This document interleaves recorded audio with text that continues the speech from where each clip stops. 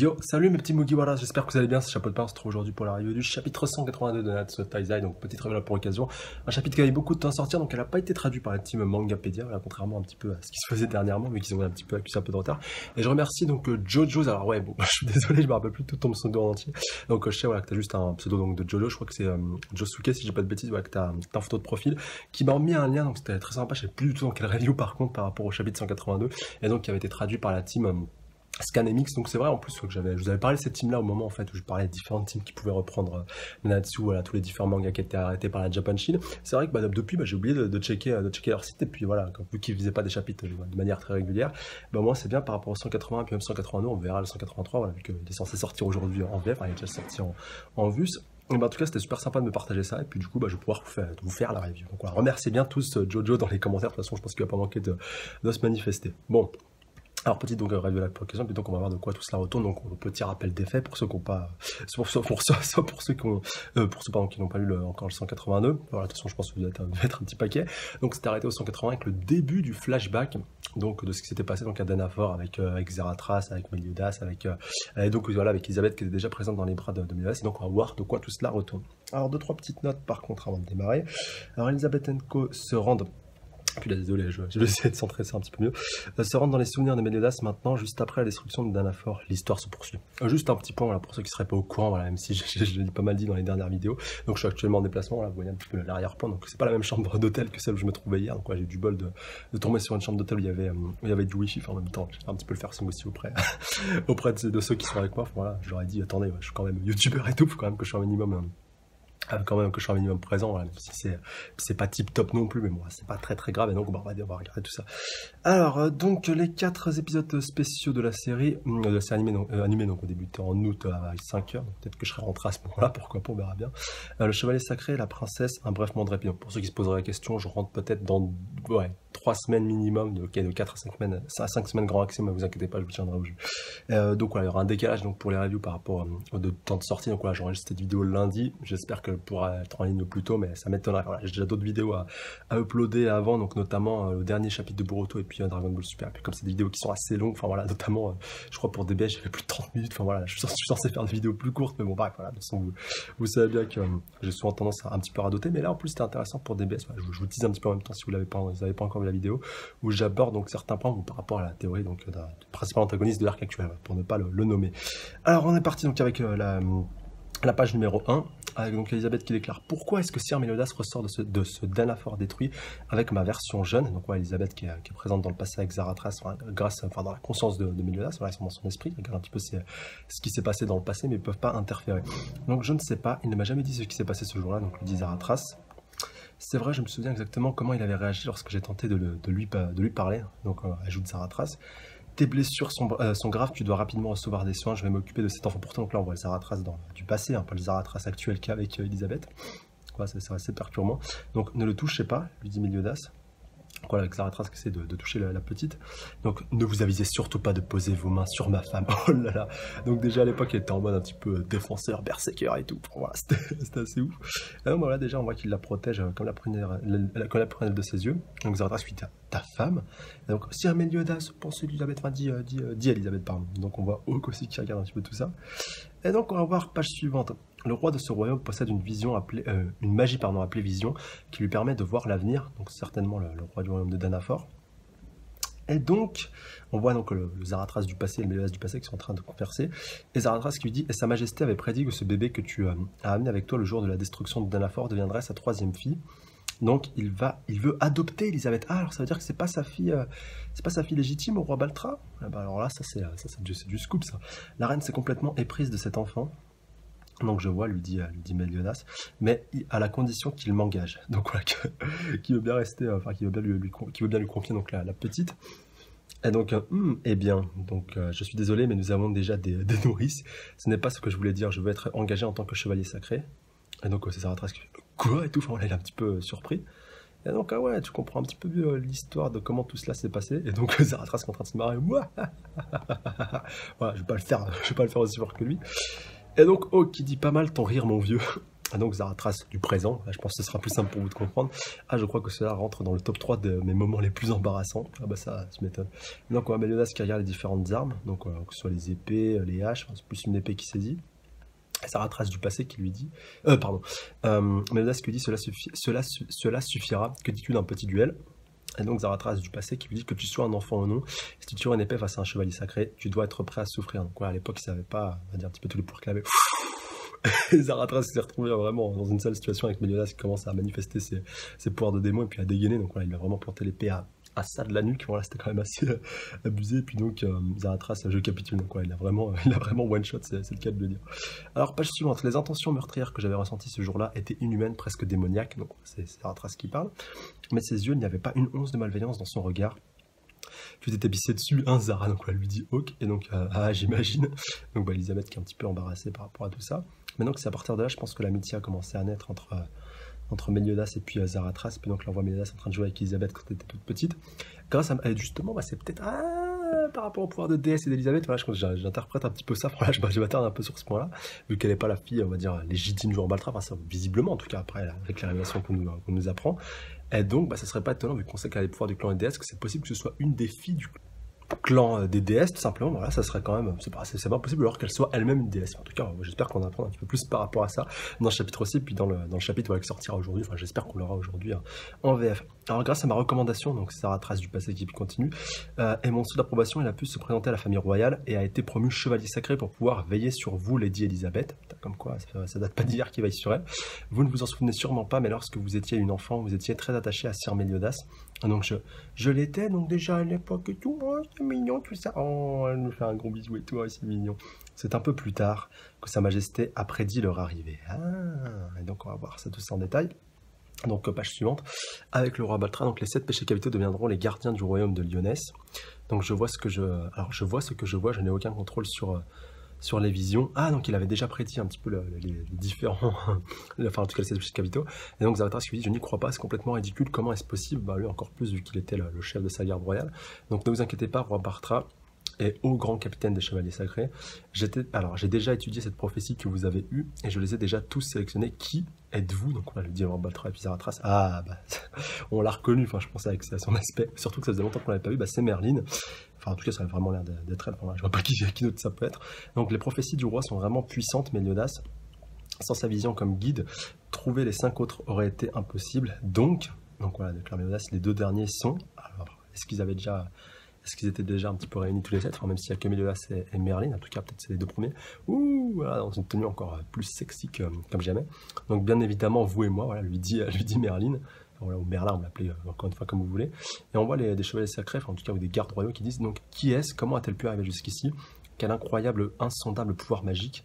Et Meliodas qui dit, alors quel genre de personnes sont les 5 autres Merlin, enfin Merlin. En considérant, donc Merlin lui dit, en considérant leurs tribus, chacun d'eux provient d'un clan différent, mais pour ce qui est de leurs aptitudes, leurs talents sont au-dessus du lot. Ça me va, il faut les rassembler le plus rapidement possible. Bah ouais, donc voilà, autant réunir les meilleurs.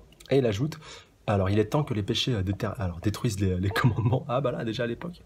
Alors déjà à l'époque, il avait cette idée de vouloir détruire les commandements.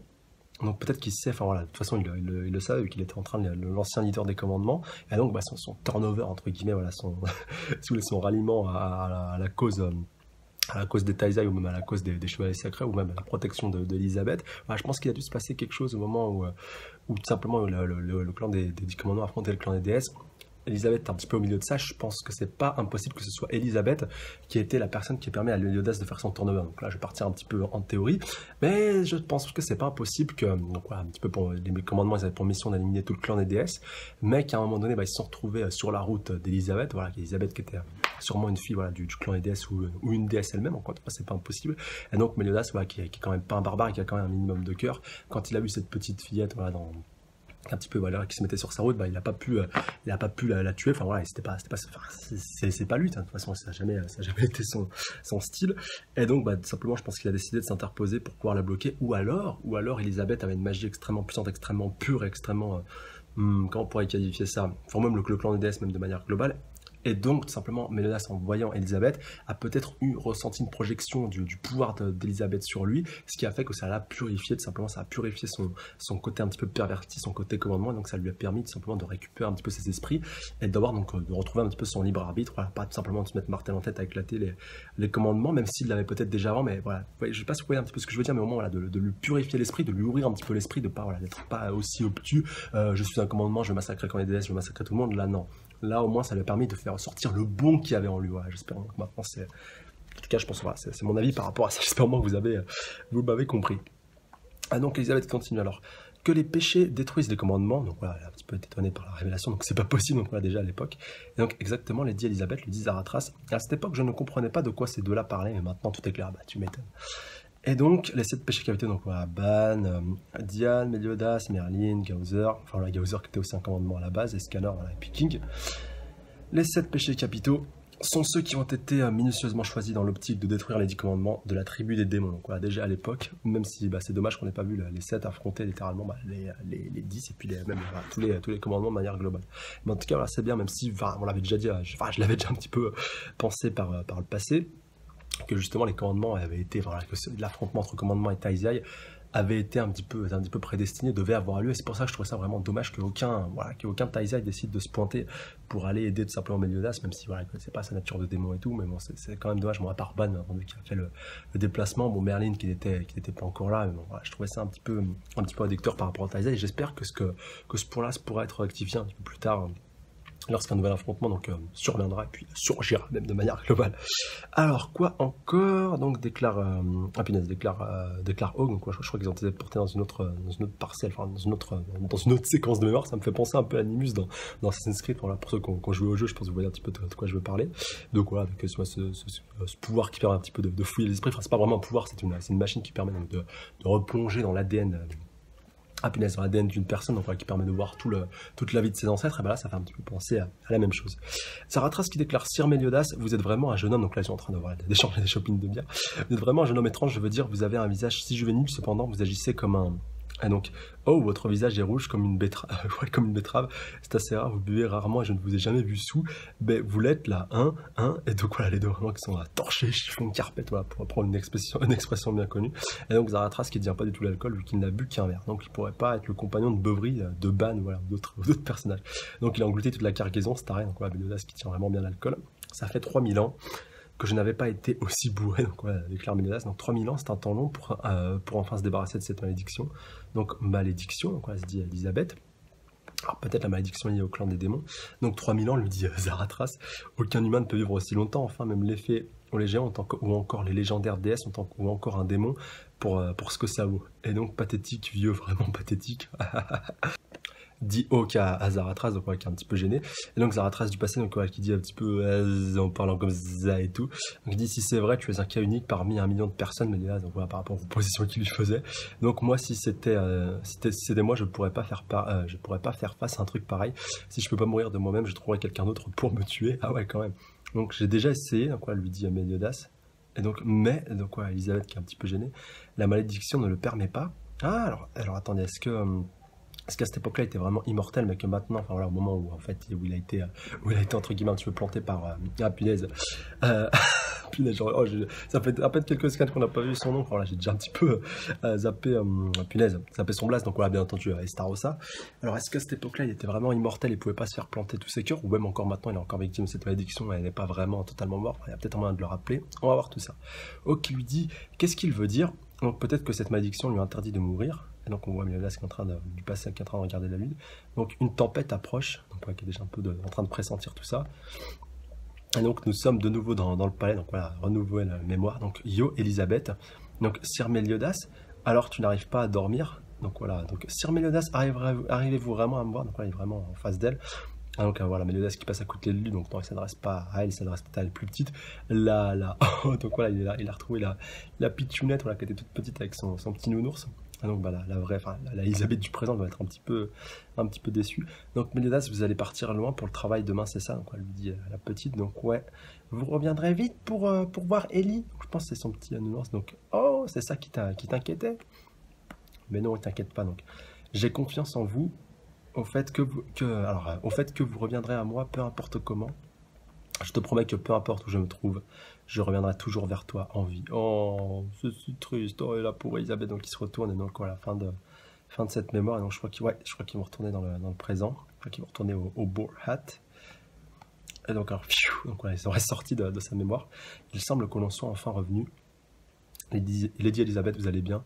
Donc je vais bien, oh la pauvre, elle est en larmes, c'est si horrible. Méliodas va revenir à mes côtés par tous les moyens, il me l'a promis.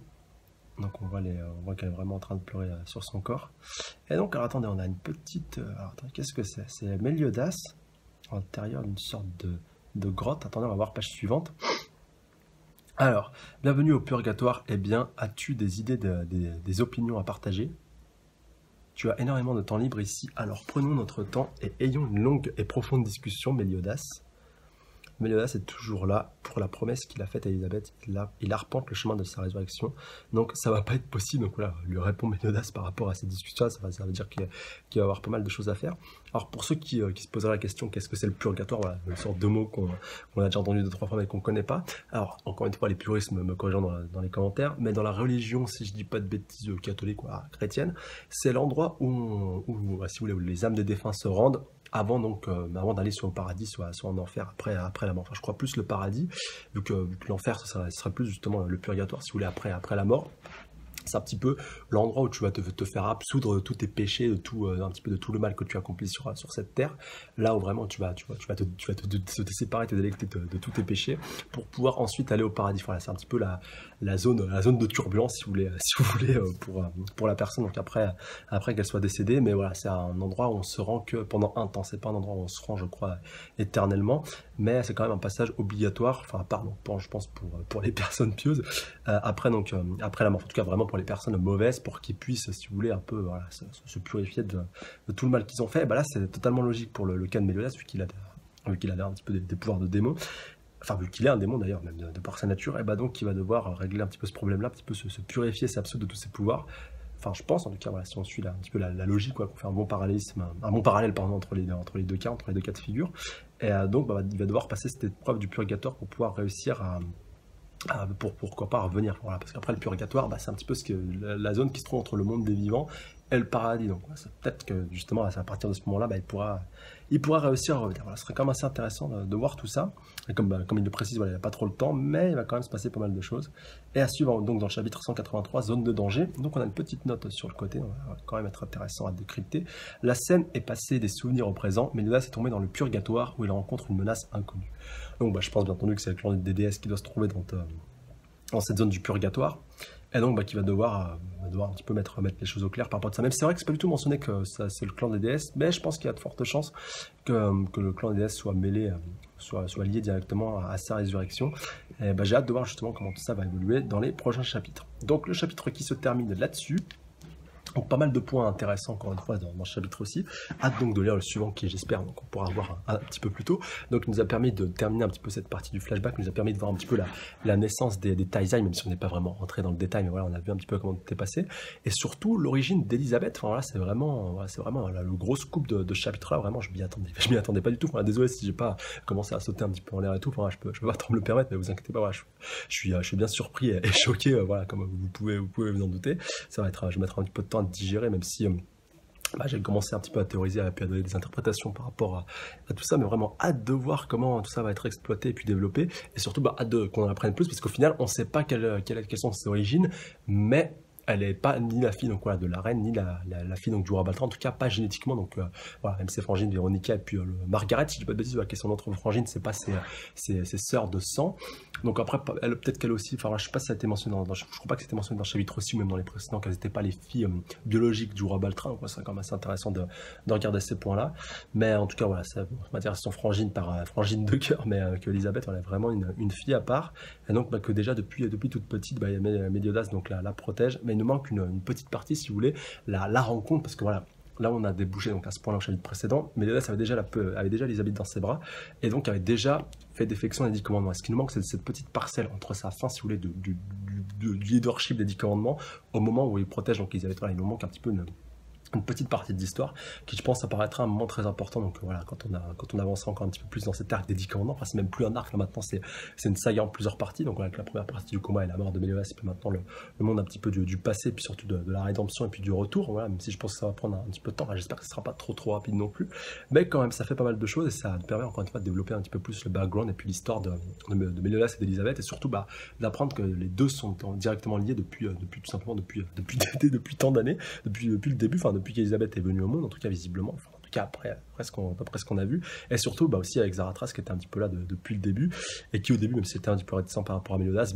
avait vite appris à le connaître, et puis surtout à le respecter, un peu d'ailleurs comme son fiston qui est le Thunder, mais c'est vrai qu'il avait été un petit peu perverti voilà, par une direction et par le clan des démons, mais qu'une fois que tout ça a été réglé, donc il a pu retrouver un petit peu son héros, son modèle, et puis son idole, et un peu le père spirituel qu'il a pas eu après donc la disparition de Zaratras, même si maintenant je pense qu'il va pouvoir le retrouver, même si c'est vrai que le retour de Zaratras n'est peut-être pas sûr, enfin n'est peut-être pas définitif. En tout cas on pourra voir tout ça un petit peu plus tard, je pense, dans les prochains chapitres. Donc comme d'hab, n'hésitez pas à laisser vous aider dans les commentaires par rapport à ça, voilà, à donner votre avis global et votre ressenti par rapport à chapitre, surtout vos spéculations et vos théories par rapport à la suite. Voilà, je suis vraiment impatient de lire la suite, et ça va être vraiment très intéressant encore une fois de pencher un petit peu plus voilà, sur tout ce qui a été abordé dans le chapitre aussi, qui sera abordé dans les prochains, et surtout de développer un petit peu à certains points, surtout cette partie un petit peu de zone d'ombre. Donc pour vous, voilà, ça va être un petit peu la question de la semaine pour vous. Quelle est l'origine d'Elisabeth, voilà, comment elle est venue au monde, comment elle a été créée, voilà, donnez-moi vraiment tout ce que vous pensez dans les commentaires. Est-ce que vous pensez comme moi qu'elle fait partie du clan des déesses, ou peut-être alors totalement au contraire du clan des démons? Et surtout, qui sont ses géniteurs, où est-ce qu'elle a été créée? Enfin, donnez-moi tous vos avis dans les commentaires par rapport à tout ça. Encore une fois, je vous remercie vous les abonnés, donc un grand big up, un grand merci à vous, donc d'être toujours aussi nombreux. Et sur ce, je vous dis à la semaine prochaine, même avant pour une prochaine réo. Voilà, 783 sort un petit peu plus tôt. D'ici là, prenez soin de vous, salut à tous. Sayonara.